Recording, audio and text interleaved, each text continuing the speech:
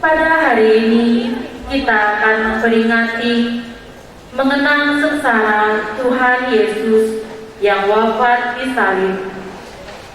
Tema hari ini adalah Ya Bapa, ke dalam tangan-Mu kupercayakan jiwaku.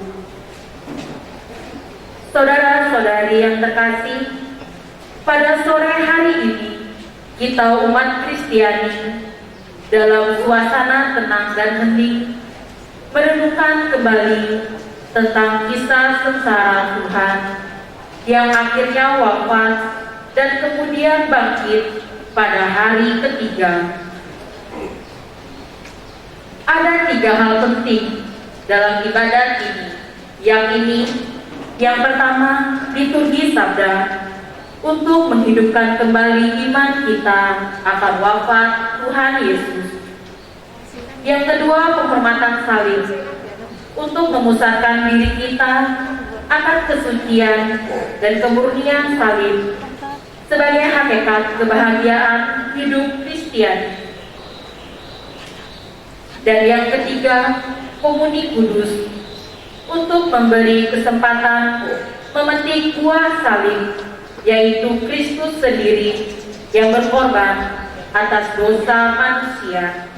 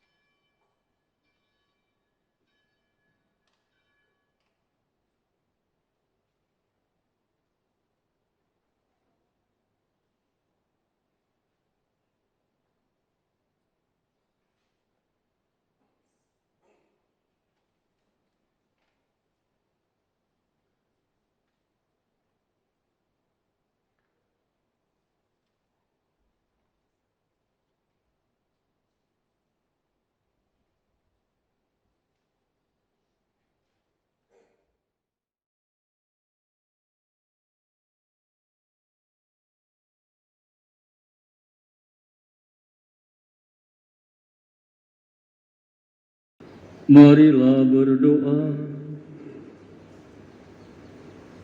Ingatlah ya Bapa akan belas kasihan-Mu. Kuduskanlah dan lindungilah selalu hamba-hamba-Mu.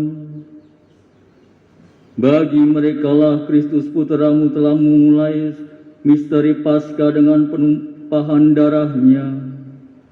Dialah Tuhan yang hidup dan berkuasa sepanjang segala masa. Amin.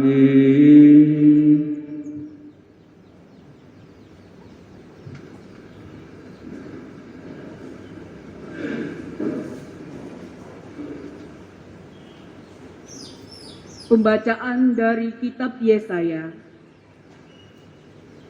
Beginilah firman Tuhan. Sesungguhnya hambaku akan berhasil. Ia akan ditinggikan, disanjung, dan dimuliakan. Seperti banyak orang tertegun melihat dia, rupanya begitu buruk, tidak seperti manusia lagi, dan tampaknya tidak seperti anak manusia lagi. Demikianlah ia akan membuat tercengang banyak bangsa, dan raja-raja akan mengatupkan mulutnya melihat dia. Sebab apa yang tidak diceritakan kepada mereka akan mereka lihat, dan yang tidak mereka dengar akan mereka pahami. Maka mereka berkata, siapakah yang percaya kepada berita yang kami dengar? Kepada siapakah tangan kekuasaan Tuhan dinyatakan? Sebagai taruk hamba Yahweh tumbuh di hadapan Tuhan, dan sebagai tunas ia muncul dari tanah kering. Ia dihina dan dihindari orang, seorang yang penuh kesengsaraan dan biasa menderita kesakitan. Ia sangat dihina, sehingga orang menutup mukanya terhadap dia. Dan bagi kita pun, dia tidak masuk hitungan. Ia tidak tampan, dan semarak pun tidak ada padanya, sehingga kita tidak tertarik untuk memandang dia, dan rupanya pun tidak menarik, sehingga kita tidak terangsang untuk menginginkannya.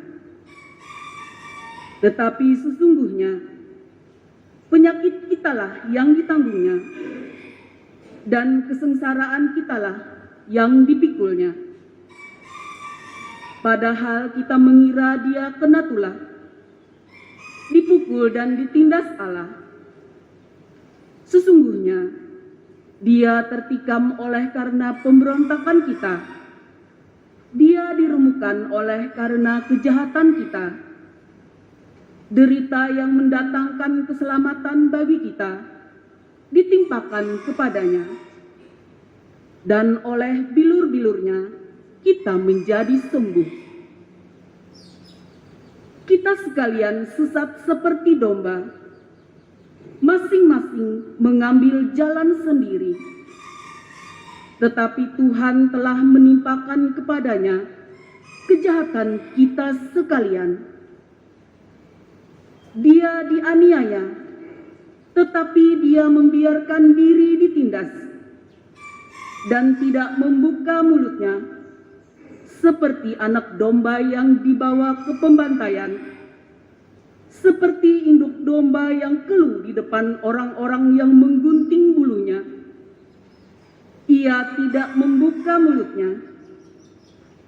Sesudah penahanan dan penghukuman ia terambil, dan tentang nasibnya siapakah yang memikirkannya? Sungguh, ia terputus dari negeri orang-orang hidup, dan karena pemberontakan umatku ia kena tulah. Orang menempatkan kuburnya di antara orang-orang fasik, dan waktu mati ia ada di antara penjahat-penjahat. Sekalipun ia tidak berbuat kekerasan, dan tipu tidak ada di dalam mulutnya. Tetapi Tuhan berkehendak meremukkan dia dengan kesakitan, dan apabila ia menyerahkan dirinya sebagai kurban silih, ia akan melihat keturunannya. Umurnya akan lanjut, dan kehendak Tuhan akan terlaksana karena dia. Sesudah kesusahan jiwanya, ia akan melihat terang dan menjadi puas.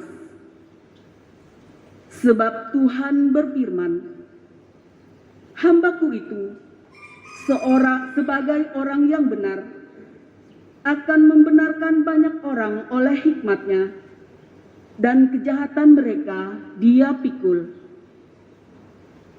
Sebab itu, aku akan membagikan kepadanya orang-orang besar sebagai rampasan, dan ia akan memperoleh orang-orang kuat sebagai jarahan. Ini semua sebagai ganti, karena ia telah menyerahkan nyawanya ke dalam maut, dan karena ia terhitung di antara para pemberontak, sekalipun ia menanggung dosa banyak orang, dan berdoa untuk pemberontak-pemberontak. Demikianlah sabda Tuhan.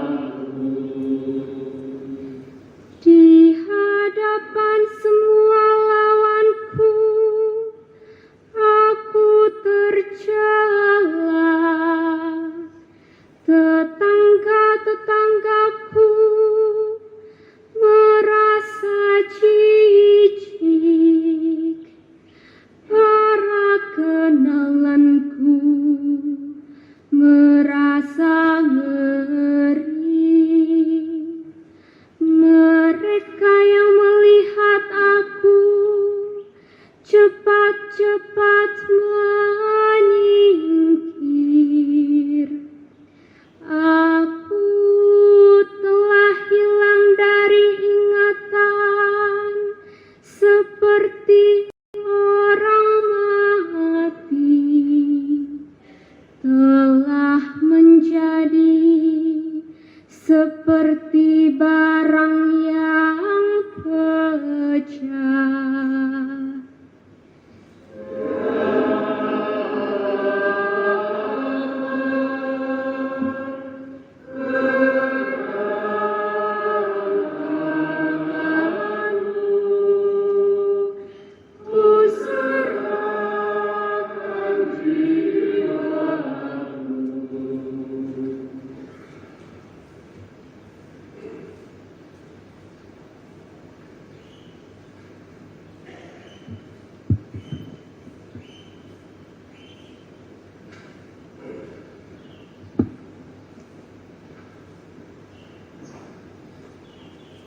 Pembacaan dari surat kepada orang Ibrani.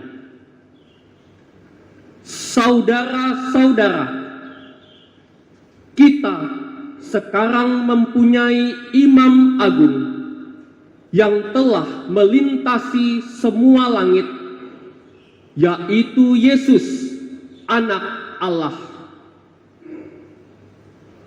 Maka baiklah kita teguh berpegang pada pengakuan iman kita,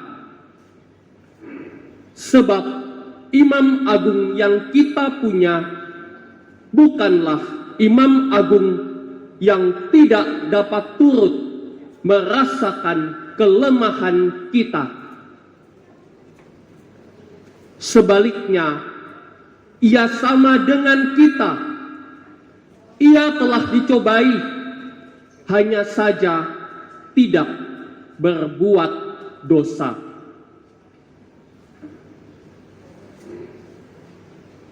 Sebab itu, marilah kita menghampiri takhta kerahiman Allah dengan penuh keberanian, supaya kita menerima rahmat dan menemukan kasih karunia untuk mendapat pertolongan pada waktunya.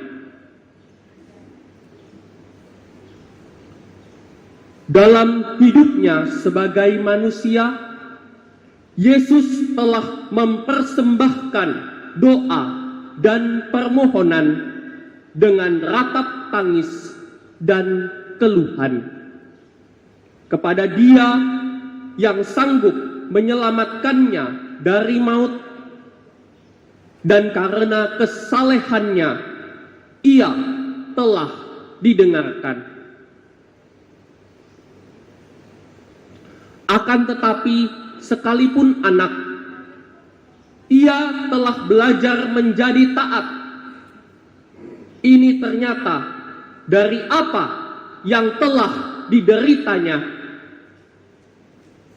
Dan sesudah mencapai kesempurnaan, ia menjadi pokok keselamatan abadi bagi semua orang yang taat kepadanya.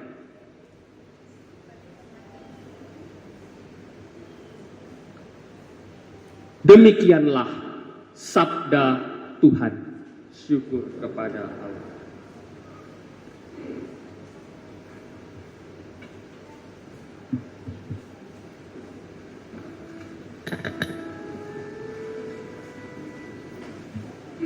Terpujilah Kristus Tuhan, Sang Raja kemuliaan kekal. Terpujilah Kristus Tuhan, Sang Raja kemuliaan kekal. Kristus sudah taat bagi kita, Ia taat sampai mati, bahkan sampai mati di salib.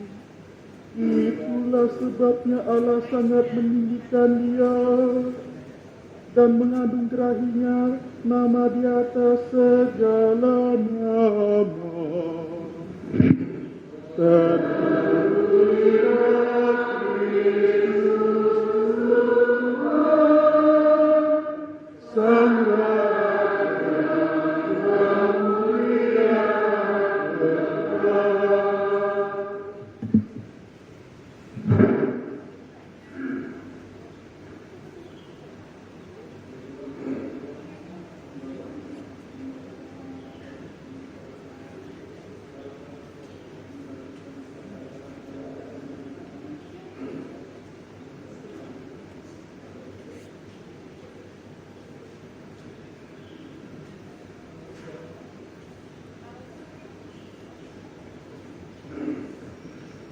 Silakan duduk.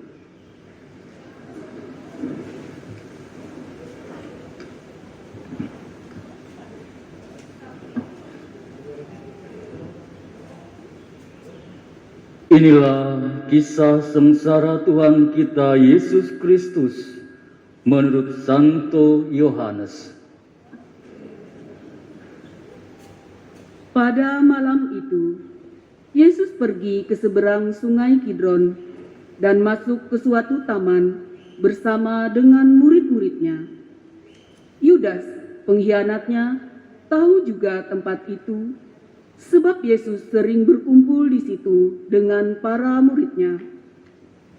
Maka Yudas pun pergi ke taman itu dengan sepasukan prajurit dan petugas bait Allah yang ada di bawah perintah imam-imam kepala dan kaum Farisi. Pasukan itu bersenjata lengkap serta membawa lampu dan obor. Yesus tahu semua yang akan menimpa dirinya. Ia maju dan berkata kepada mereka, Siapa yang saudara cari? jawab mereka, Yesus dari Nazaret. Lalu Yesus berkata, Akulah dia. juga Yudas, pengkhianat Yesus, ada di antara mereka. Ketika Yesus berkata, Akulah dia, mereka semua mundur dan terjatuh. Sekali lagi Yesus bertanya, Siapa yang saudara cari? dan mereka menjawab, Yesus dari Nazaret. Lalu Yesus menyambung, Sudah kukatakan bahwa akulah dia. Kalau aku yang dicari, biarkanlah mereka ini pergi. Dengan demikian, terjadilah yang dikatakan Yesus, dari semua yang kau berikan kepadaku ya Bapa, tak seorang pun kubiarkan hilang. Adapun Simon Petrus membawa sebilah pedang, dihunusnya pedang itu dan diayunkannya pada hamba Imam Agung sampai terpotong telinga kanannya. Nama hamba itu Malkus. Lalu Yesus berkata kepada Petrus, Sarungkanlah pedangmu. Apakah kau kira bahwa aku tidak mau minum dari piala yang diberikan Bapa kepadaku? Maka pasukan dan perwiranya serta petugas dari kalangan Yahudi menangkap Yesus dan membelenggunya. Kemudian mereka menggiring Yesus mula-mula kepada Hanas, mertua Kayafas, yang pada tahun itu menjabat imam besar. Adapun Kayafas pernah memberi nasihat ini kepada orang Yahudi, baiklah kalau satu orang mati untuk kepentingan seluruh bangsa. Petrus dan seorang murid lain mengikuti Yesus. Adapun murid lain itu kenalan Imam Agung. Maka bersama Yesus ia masuk pelataran istana Imam Agung itu. Tetapi Petrus tinggal di luar dekat pintu. Murid tadi keluar lagi dan mengatakan sesuatu kepada perempuan penjaga pintu, lalu membawa Petrus masuk. Perempuan itu berkata kepada Petrus, Engkaukah juga murid orang itu? kata Petrus. Bukan. Sementara itu, para hamba dan petugas bait Allah telah memasang api dan berdiri berdiam di situ, sebab udaranya dingin. Juga Petrus berdiri berdiam bersama mereka. Imam Agung menanyai Yesus perihal murid-muridnya dan ajarannya. Yesus menjawab kepadanya, Saya sudah berbicara di depan umum. Saya selalu mengajar di sinagoga-sinagoga dan di dalam bait Allah, tempat semua orang Yahudi berkumpul. Dan tidak pernah saya berbicara sembunyi-sembunyi.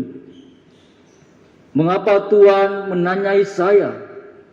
Tanyakanlah kepada mereka yang mendengar saya. Tanyakan apa saja yang saya katakan kepada mereka. Mereka pasti tahu apa yang saya katakan. ketika Yesus memberi jawaban demikian, seorang petugas yang hadir di situ menampar muka Yesus sambil berkata, Kau berani menjawab begitu kepada Imam Agung? Yesus menjawab, Kalau aku mengatakan sesuatu yang tidak benar, buktikanlah. Tetapi kalau benar kataku, mengapa engkau menampar aku? Kemudian Hanas mengirim Yesus kepada Kayafas, imam agung. Simon Petrus masih berdiam. Kata orang kepadanya, "Engkau kan juga seorang dari muridnya?" Petrus menyangkal dan berkata, Bukan. kata seorang hamba imam agung, saudara dari hamba yang telinganya dipotong Petrus. "Rupanya aku melihat engkau di taman itu bersama Yesus." Petrus menyangka lagi, dan tepat pada saat itu juga berkokoklah ayam. Yesus digiring dari istana Kayafas ke balai pengadilan gubernur. Hari masih pagi. Para penggiring Yesus tidak masuk balai pengadilan itu supaya tidak menjadi najis, tetapi dapat makan domba Paskah. Maka Pilatus keluar dan berkata, Apa tuduhanmu terhadap orang ini? Mereka menjawab, Tentu saja orang ini tidak kami serahkan kepada Tuhan, seandainya dia tidak berbuat suatu kejahatan. Lalu Pilatus berkata, Periksalah sendiri dan adililah dia menurut hukummu sendiri. orang Yahudi menjawab, Kami tidak punya kuasa untuk menjatuhkan hukuman mati. ini terjadi supaya terlaksana perkataan Yesus yang telah menyatakan bagaimana ia akan mati. Maka kembalilah Pilatus ke dalam balai pengadilan, lalu memanggil Yesus dan berkata kepadanya, Apakah engkau raja bangsa Yahudi? Jawab Yesus, Apakah pertanyaan ini timbul dari pikiran Tuhan sendiri? Ataukah Tuhan dengar dari orang-orang lain yang mengatakan itu tentang saya? Lalu Pilatus berkata, Apakah aku seorang Yahudi? Bangsamu sendiri serta imam kepala menyerahkan engkau kepadaku. Apa yang kau lakukan? Kemudian Yesus memberi jawaban ini, Kerajaan saya bukan dari dunia ini. Sekiranya dari dunia ini, hamba-hamba saya tentu sudah berjuang jangan sampai saya diserahkan kepada orang-orang Yahudi. Akan tetapi kerajaan saya bukan dari sini. Pilatus berkata kepada Yesus, Jadi engkau raja? lalu Yesus menjawab, Benar, saya raja. Saya dilahirkan dan datang ke dunia untuk memberi kesaksian tentang kebenaran. Semua orang yang cinta akan kebenaran mendengarkan suara saya. Pilatus berkata, Apa itu kebenaran? sesudah berkata demikian, Pilatus keluar lagi menghadapi orang-orang Yahudi dan berkata, Aku tidak menemukan alasan apapun untuk menghukum orang ini. Tetapi biasanya aku melepaskan seorang tahanan bagimu pada pesta Paskah. Apakah kamu menghendaki aku melepaskan raja bangsa Yahudi ini? Mereka berteriak, Jangan dia, melainkan Barabas. adapun Barabas itu seorang penyamun. Sesudah itu, Pilatus menyuruh membawa Yesus keluar untuk didera. Lalu prajurit-prajurit menganyam sebuah mahkota dari ranting berduri yang mereka pasang di kepala Yesus, dan sehelai mantel ungu mereka kenakan di tubuhnya. Para prajurit itu datang kepada Yesus dan berkata, Salam, hai raja bangsa Yahudi. dan mereka menamparnya. Lalu Pilatus keluar lagi dan berkata kepada orang-orang Yahudi, Aku membawa dia keluar kepadamu, supaya kamu tahu bahwa aku tidak menemukan alasan apapun untuk menghukum orang ini. Yesus pun keluar bermahkota duri dan bermantel ungu. Kata Pilatus kepada orang Yahudi, "Lihat manusia ini." ketika imam-imam kepala dan para penjaga melihat Yesus, mereka berteriak, "Salibkan dia!" Kata Pilatus, "Ambil sendiri dan salibkanlah dia, sebab aku tidak menemukan satu alasan pun untuk menghukum dia." Orang-orang Yahudi berkata, "Kami mempunyai hukum, dan menurut hukum itu ia harus mati, sebab ia mengaku putra Allah." Mendengar itu, Pilatus bertambah takut. Ia masuk balai pengadilan lagi dan berkata kepada Yesus, "Dari mana engkau?" Tetapi Yesus tidak memberikan jawaban apapun kepadanya. Maka kata Pilatus, "Engkau tidak mau berbicara kepadaku?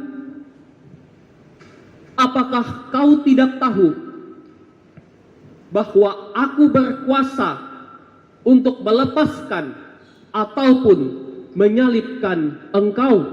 Jawab Yesus, Tuhan tidak mempunyai kuasa atas diri saya, kecuali kalau kuasa itu diberikan dari atas. Maka orang yang menyerahkan saya kepada Tuhan lebih besar dosanya. Lalu Pilatus mencari akal lain untuk membebaskan Yesus. Tetapi orang-orang Yahudi berteriak-teriak, "Jikalau Tuhan membebaskan dia, Tuhan bukan sahabat Kaisar. Setiap orang yang mengaku raja, dia melawan Kaisar." Mendengar itu, Pilatus mengantar Yesus keluar dan duduk di kursi pengadilan di tempat yang disebut lantai ubin atau Gabata dalam bahasa Ibrani. Hari itu hari persiapan Paskah, kira-kira jam 12. Lalu Pilatus berkata kepada orang-orang Yahudi, "Inilah rajamu." Maka berteriaklah mereka, Buang saja, salibkan dia."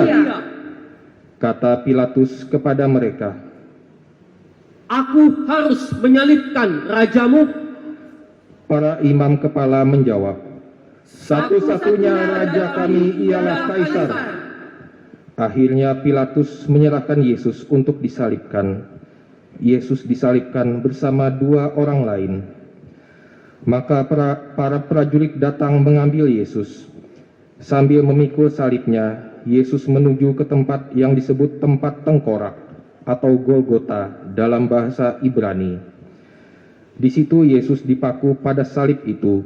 Bersama dengan dia disalibkan juga dua orang lain, sebelah menyebelah mengapiti Yesus. Pilatus menulis suatu keterangan yang dipasang pada salib Yesus, bunyinya, "Yesus dari Nazaret, Raja bangsa Yahudi." Banyak orang Yahudi membaca keterangan itu, sebab tempat Yesus disalibkan itu dekat kota letaknya, dan keterangan itu ditulis dalam bahasa Ibrani, Yunani, dan Latin. Maka para imam kepala bangsa Yahudi berkata kepada Pilatus, "Jangan menulis Raja bangsa Yahudi." Tetapi ia sendiri berkata, "Saya Raja bangsa Yahudi." Tetapi Pilatus menjawab, "Sekali kutulis, tetap kutulis." Sesudah prajurit-prajurit menyalibkan Yesus, mereka mengambil pakaiannya, lalu membagi menjadi 4, sebagian untuk tiap-tiap prajurit. Jubah Yesus pun mereka ambil. Jubah itu merupakan sehelai tenunan tanpa jahitan. Karena itu, mereka berkata satu sama lain, "Jangan kita memotongnya. Baiklah, kita undi saja siapa yang akan mendapatnya." Demikianlah terjadi, supaya terlaksanalah sabda kitab suci yang berbunyi, Mereka membagi-bagi pakaianku dan mengundi jubahku di antara mereka. Memang itulah yang dilakukan para prajurit. Dekat salib Yesus berdirilah ibunya dan saudara ibunya Maria, istri Klopas, serta Maria Magdalena. Melihat ibunya bersama murid kesayangan di sampingnya, Yesus berkata kepada ibunya, "Ibu, itulah anakmu." Lalu Yesus berkata kepada murid-muridnya, "Itulah ibumu." dan sejak saat itu, murid itu menerima Maria dalam rumahnya. Yesus sadar bahwa segala sesuatu sudah terlaksana, maka untuk menepati kitab suci, ia berkata, "Aku haus." Di situ tersedia sebuah tempayan penuh cuka. Maka seorang mencelupkan sebuah bunga karang di dalamnya, menancapkannya pada sebatang tongkat, dan mengunjukkannya ke mulut Yesus. Sesudah mencicipi cuka, ia berkata, "Selesailah sudah." Lalu ia menundukkan kepala dan menyerahkan rohnya. Mari kita berdiri, kita menghadap salib dan kita berdoa.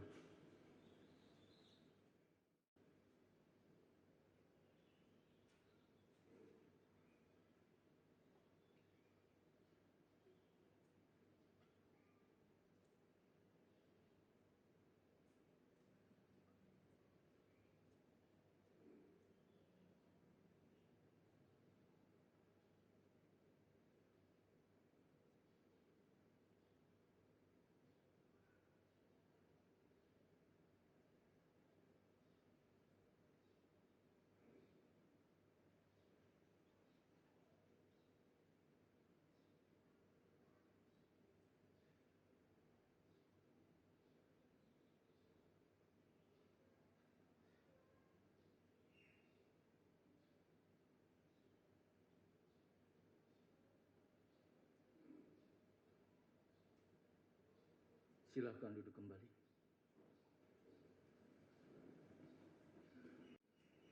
Hari itu hari persiapan Paskah, supaya tubuh mereka jangan tinggal tergantung di atas salib selama hari Sabat, sebab Sabat itu hari pesta besar. Maka orang-orang Yahudi minta kepada Pilatus agar kaki ketiga orang itu dipatahkan, lalu mayatnya diambil dari salib. Maka serdadu-serdadu datang dan mematahkan kaki kedua orang yang disalibkan bersama Yesus. Sesampainya pada Yesus, mereka melihat bahwa ia sudah tak bernyawa lagi. Oleh karena itu, kakinya tidak dipatahkan. Tetapi salah seorang serdadu menikam lambung Yesus dengan tombaknya, dan segera darah dan air mengalir keluar. Dia yang melihatnya memberi kesaksian, dan benarlah kesaksian itu, dan ia tahu bahwa ia mengatakan kebenaran, supaya kamu percaya pula hal itu terjadi selaras dengan bunyi kitab suci. Tulangnya jangan kamu patahkan, dan di tempat lain tertulis, orang akan memandang dia yang mereka tikam. Sesudah semuanya itu terjadi, Yusuf dari Arimatea minta kepada Pilatus supaya diperbolehkan menurunkan jenazah Yesus. Adapun Yusuf itu sudah menjadi murid Yesus, tetapi dengan diam-diam sebab ia takut kepada orang-orang Yahudi. Pilatus memberi izin, maka Yusuf pergi dan menurunkan jenazah Yesus. Juga Nikodemus datang ke situ. Dialah yang dahulu datang kepada Yesus di waktu malam. Ia membawa minyak campuran damar dan cendana, kira-kira 50 kati beratnya. Mereka mengambil mayat Yesus, membungkusnya dalam kain kafan sambil membubuhinya dengan wangi-wangian itu, sesuai dengan adat penguburan orang Yahudi. Dekat tempat Yesus disalibkan, ada sebuah taman, di dalamnya ada kubur baru yang belum pernah dipakai. Karena hari itu hari persiapan Sabat Yahudi dan letak kubur itu dekat, maka Yesus dimakamkan di situ. Demikianlah Injil Tuhan. Terpujilah Kristus.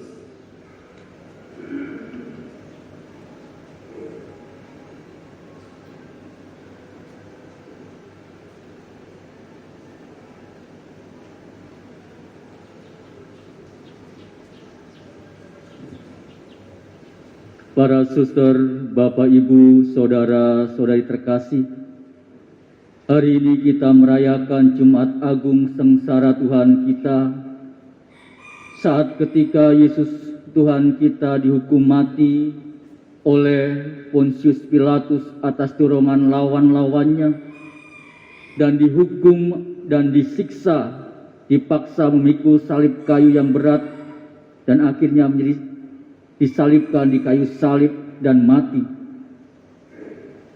Inilah yang kita peringati hari ini, hari ketika Tuhan kita sendiri mati demi kita. Pengalaman kita mendengar bacaan sore ini diperkuat oleh segala sesuatu di sekitar kita. Ada perasaan kehilangan yang mendalam, ketidakhadiran di gereja saat ini. Tidak ada lonceng, tidak ada dekorasi, tabernakel pun kosong, altar kosong. Inilah adalah satu-satunya hari dalam kalender gereja kita ketika misa tidak dirayakan. Kita hampir dalam kondisi mati suri. Yang biasa kita lakukan adalah mengingat kembali apa yang diberikan kepada kita. Kita bercermin, kita menghidupkannya kembali, kita berduka. Gereja di seluruh dunia hari ini, orang berdoa jalan salib dan menelusuri kembali langkah-langkah Kristus, dan juga melafalkan kata-kata kuno yang terukir di dalam hati kita. Ya Kristus, kami menyembah dan memuji Dikau, sebab dengan salib suci-Mu Engkau telah menebus dunia. Wafatnya terjadi lantaran dosa-dosa yang kita perbuat. Kita terkadang menganggap remeh hal yang paling penting dalam hidup kita, dan juga lebih memfokuskan diri pada kenyataan bahwa terkadang kita seolah-olah mampu melakukan apa yang tanpa penyertaan Tuhan. Keegoisan kita seringkali muncul dalam diri kita. Yesus sendiri sebagai Mesias harus rela menanggung penderitaannya yang diakibatkan sendiri oleh kita. Keserakahan kita tidak kita sadari membawa Yesus pada kayu salib. Salib bagi orang Yunani adalah lambang kebodohan, sementara bagi orang Yahudi adalah lambang pengkhianatan. Kita adalah orang-orang yang seharusnya menyadari dengan pantas bahwa kita diselamatkan karena salib. Kita diangkat martabatnya karena salib. Kita menjadi mulia karena salib. Dan kita diselamatkan karena salib. Salib hari ini adalah tanda kita, pusat ibadat kita, dan untuk alasannya yang baik. Karena kita merangkul makna, kekuatan, dan bahkan kebutuhan secara mendalam. Dalam beberapa saat nanti kita akan memuliakannya dengan tindakan penghormatan. Mengungkapkan dengan sedikit cara bahwa alat penderitaan ini merupakan kunci membuka bagi kita keselamatan diri kita. Salib adalah sarana untuk mencapai tujuan, bukan tujuan itu sendiri. Yesus telah mengajarkan kepada kita bagaimana beriman yang benar. Ia mengampuni sekalipun begitu sangat dirugikan. Kerendahan hatinya tentunya untuk tidak selalu membela diri dan berkelit kendati dia benar. Tidak menyalahkan dan juga bahkan mengkambing hitamkan orang lain meskipun ada alasan untuk itu. Tidak menyalahkan bapaknya meskipun bapaknya terkesan diam, tetapi mendoakan sekalipun disakiti. Itulah tentunya gambaran beriman yang ditawarkan Yesus, yang seharusnya menjadi model iman bagi kita sebagai pengikutnya. Karena itu kita belajar dari kisah Injil Yohanes yang baru saja kita dengarkan. Kita diminta untuk membangun tegaknya kebenaran dan juga kebaikan. Ya katakan ya, tidak katakan tidak. Kita diharapkan untuk tidak mencuci tangan hanya demi mencari rasa aman, sementara mengorbankan orang lain yang tidak bersalah. Kebenaran iman tentang Tuhan yang tersalib perlu menjadi pewartaan paling utama bagi hidup kita. Pada saliblah ada Dia yang selalu setia mencurahkan cintanya kepada kita. Cinta yang tak akan hapus dalam hidup kita. Bapak, Ibu, saudara-saudariku yang terkasih, peristiwa ini menjadikan refleksi hidup kita sebagai pengikut Kristus, di mana Yesus telah berkorban untuk kita, telah setia kepada kita. Memang pertanyaannya sekarang adalah bagaimana dengan diri kita yang telah mengimani Yesus? Apakah kita sudah setia seperti halnya Yesus? Tidak hanya mengimani Yesus dalam hidup kita sampai hidup yang kekal dalam kematian kita. Janganlah kita seperti Yudas Iskariot yang menggadaikan iman dan hanya mementingkan diri sendiri. Marilah kita setia seperti Yesus yang telah berkorban untuk kita, meskipun harus mati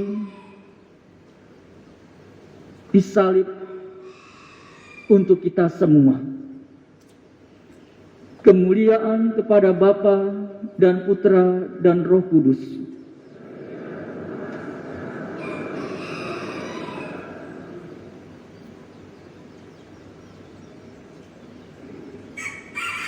Mari kita berdiri, kita berdoa, doa umat meriah.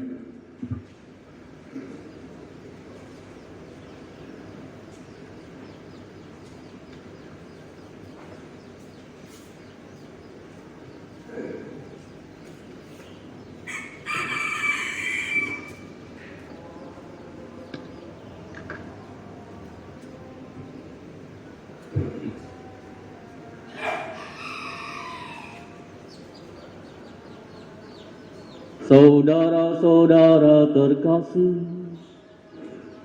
marilah berdoa bagi gereja Allah yang kudus. Semoga Allah dan Tuhan kita berkenan menganugerahkan damai kepadanya, mempersatukan dan melindungi di seluruh dunia.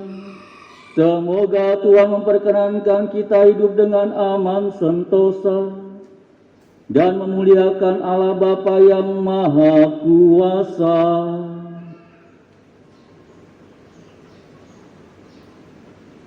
Allah yang kekal dan kuasa, Engkau telah memaklumkan kemuliaan-Mu kepada segala bangsa dengan perantaraan Kristus.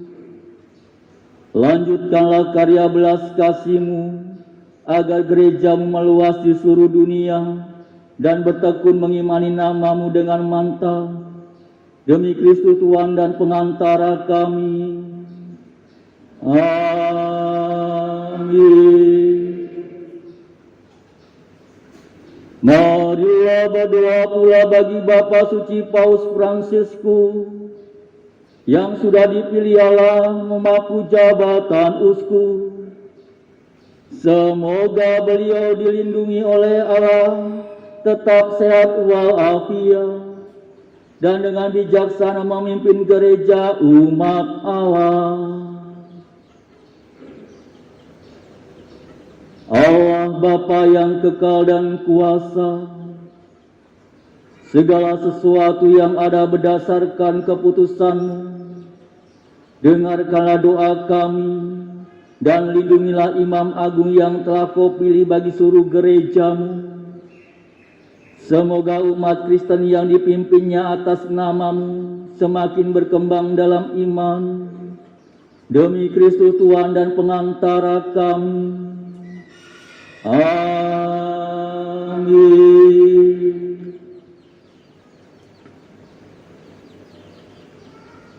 Marilah berdoa pula bagi uskup kita Monsinyur Petrus Bodeng Timang, untuk semua uskup, imam, diakon, serta sekalian pejabat gereja dan segenap umat beriman. Allah Bapa yang kuasa dan kekal, Engkau memerindah dan menguduskan semua orang yang termasuk dalam gereja-Mu, tubuh Kristus. Dengarkanlah kiranya doa kami bagi semua anggota. Semoga masing-masing sesuai rahmat yang dianugerahkan kepadanya, mengabdi Engkau dengan patuh, setia, dan penuh iman. Demi Kristus Tuhan dan pengantara kami. Amin. Marilah berdoa pula bagi para calon baptis. Semoga Allah dan Tuhan kita berkenan membuka pintu hati dan budi mereka terhadap sabda serta belas kasih-Nya. Semoga mereka berkat sakramen pembaptisan dilahirkan kembali, menerima pengampunan dosa dan bersatu dengan Yesus Kristus Tuhan kita. Allah Bapa yang kekal dan kuasa, Engkau senantiasa memberkati gereja-Mu dengan penambahan anggota-anggota baru. Sudilah memperdalam iman dan pengetahuan para calon baptis, agar layak dilahirkan kembali dari air pembaptisan serta diterima sebagai putra dan puteri-Mu dalam keluarga-Mu. Demi Kristus Tuhan dan pengantara kami. Amin. Marilah berdoa pula bagi semua saudara yang mengimani Kristus. Semoga Allah Tuhan kita berkenan menghimpun mereka yang dengan setia dan jujur berpegang teguh pada kebenaran dalam gereja-Nya. Allah Bapa yang kekal dan kuasa, Engkau menghimpun mereka yang tercerai-berai serta memelihara mereka yang telah bersatu dalam gereja-Mu. Pandanglah kawanan domba putera-Mu. Semoga semua saudara kami yang telah Kau kuduskan berkat pembaptisan, Kau persatukan pula dalam iman dan cinta kasih. Demi Kristus Tuhan dan pengantara kami. Amin. Marilah berdoa pula bagi umat Yahudi yang telah mendahului kita menerima sabda Allah. Semoga Allah dan Tuhan kita menumbuhkan cinta kasih mereka akan nama-Nya, serta kesetiaan akan perjanjian-Nya.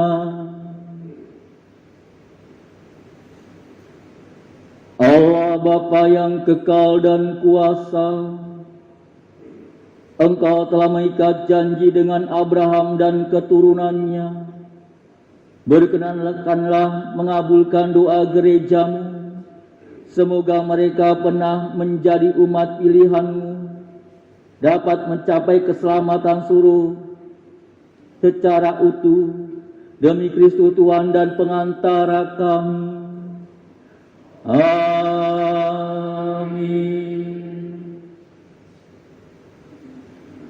Marilah berdoa pula bagi saudara-saudara yang belum mengimani Kristus.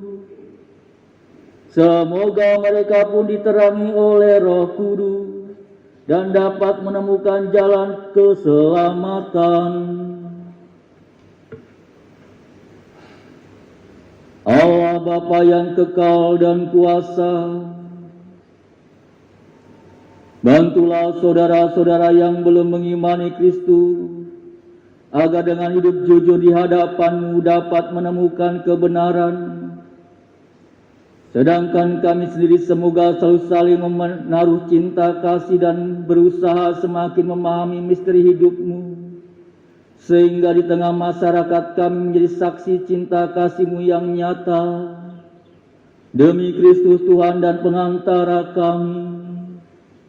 Amin.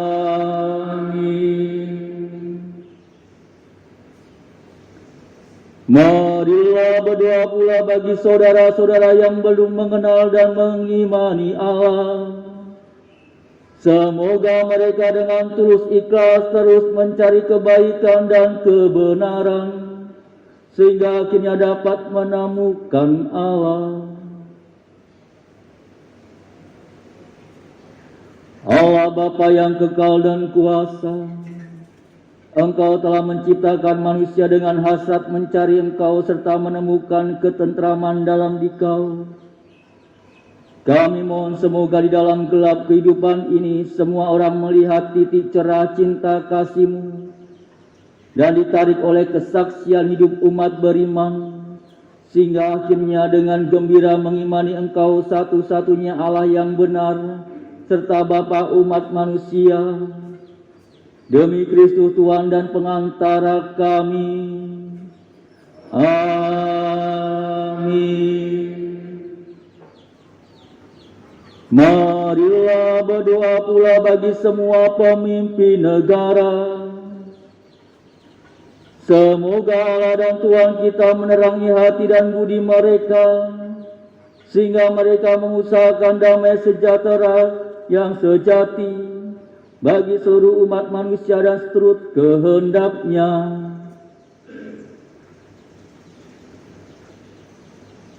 Allah Bapa yang kekal dan kuasa, nasib segala bangsa berada di tangan-Mu.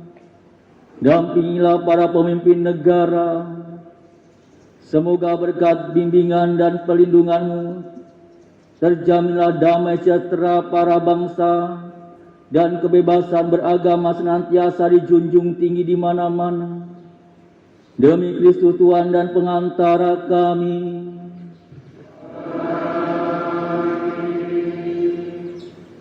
Saudara-saudara terkasih, marilah kita panjatkan doa pula kepada Allah Bapa yang Maha Kuasa.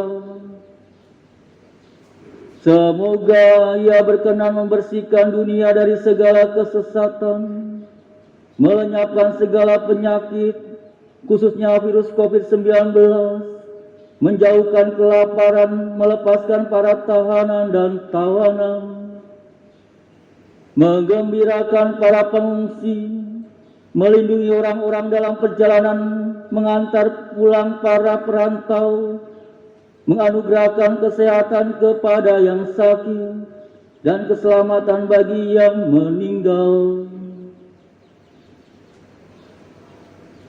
Allah Bapa yang kekal dan kuasa, sumber penghiburan mereka yang berduka serta kekuatan para penderita, dengarkanlah doa semua orang yang berseru kepadamu karena tertimpa kemalangan dan sengsara. Semoga mereka semua bergembira berkat belas kasih dan bantuan rahmat-Mu. Demi Kristus Tuhan dan pengantara kami.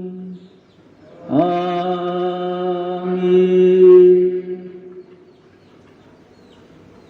Bapak, Ibu, Saudara-saudari kasih, saatnya kita akan memasuki acara penghormatan salib.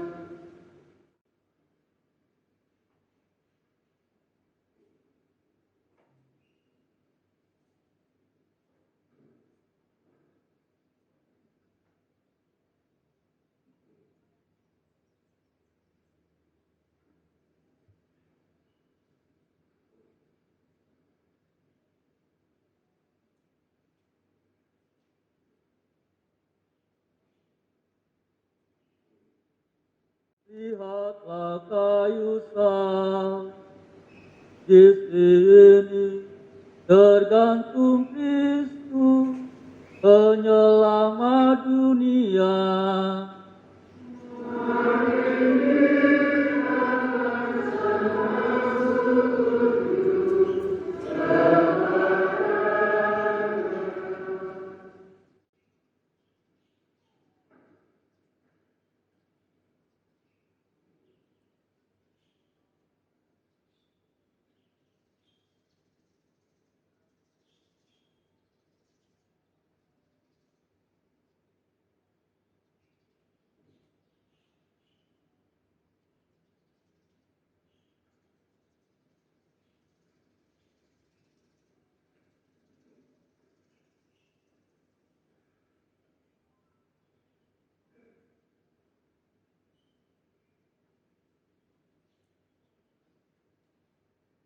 Lihatlah kayu salib, di sini tergantung Kristus, penyelamat dunia.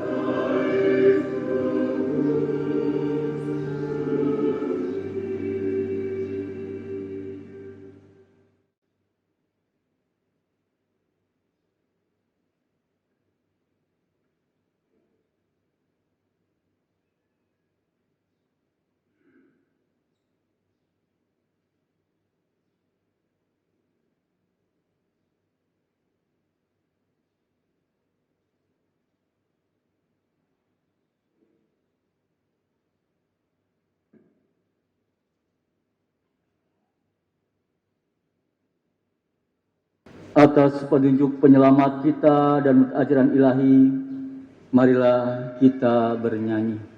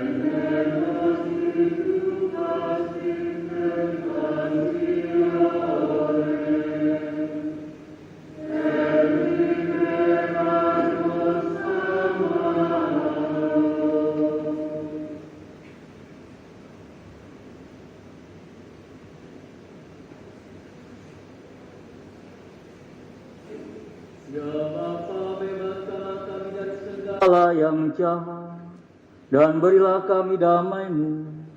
Kasihanilah dan bantulah kami, supaya selalu bersih dari noda dosa dan terhindar dari segala gangguan, sehingga kami dapat hidup dengan tenteram, sambil mengharapkan kedatangan penyelamat kami, Yesus Kristus. Sebab Engkaulah Raja yang mulia dan berkuasa untuk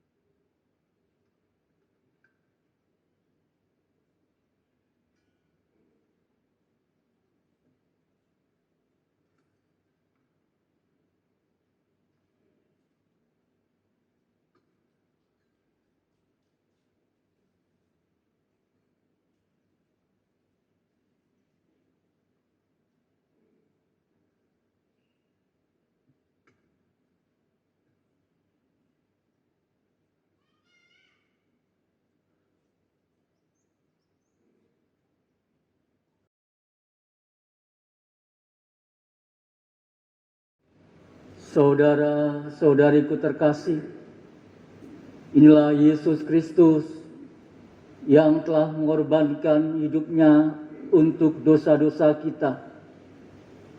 Ia datang kepada kita untuk menyatukan kembali diri kita dengan dirinya. Berbahagialah kita yang diundang ke dalam perjamuannya. Ya Tuhan, saya tidak pantas Tuhan datang kepada saya, tapi bersabdalah saja maka saya akan sembuh. Tubuh dan darah Kristus.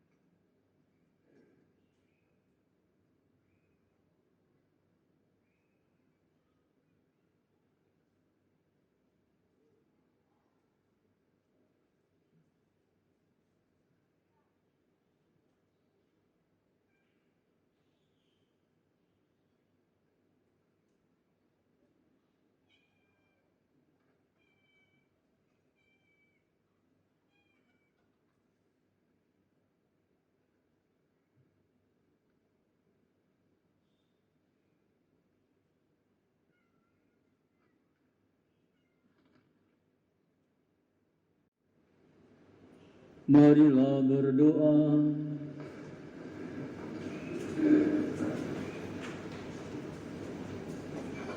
Allah yang kekal dan kuasa, Engkau telah memulihkan kebahagiaan kami berkat wafat dan kebangkitan putra-Mu. Peliharalah karya belas kasih-Mu dalam diri kami, agar kami dapat telah ambil bagian dalam misteri ini, dapat hidup penuh bakti kepadamu, dengan pengantaraan Kristus Tuhan dan pengantara kami. Amin. Mari kita hening sejenak untuk menerima berkat Tuhan.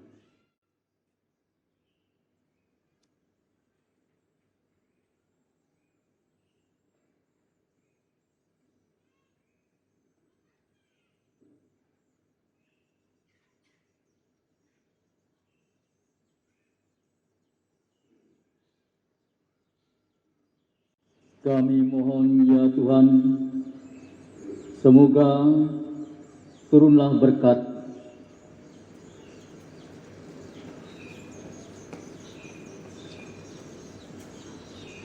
yang melimpah ke atas umat-Mu ini, yang telah mengenangkan wafat putra-Mu sambil mengharapkan kebangkitannya.